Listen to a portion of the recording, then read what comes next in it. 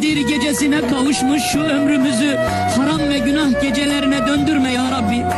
Allah'ım ne olur bizi bağışla. Allah'ım ne olur bizi affet. Allah'ım ne olur bizi affet. Allah'ım Müslümanlara yardım eyle. Allah'ım müminlere yardım eyle. Sahipsiz kaldık ya Rabbi. Kimimiz nefsimizin kölesi, kimimiz öfkemizin kölesi, kimimiz hırsımızın kölesi, kimimiz paramızın kölesi, kimimiz dünyanın kölesi. Maskara maymunlara döndük ya Rabbi. Ya Rabbi, Kadir gecesi olmayacaksa bu ne zaman olacak? Kadir gecesi düzelmeyecekse bizim hayatımız başka hangi gün düzelir? Bu gece bizi düzelt ya Rabbi. Bu gece bizi doğru yola ilet ya Rabbi.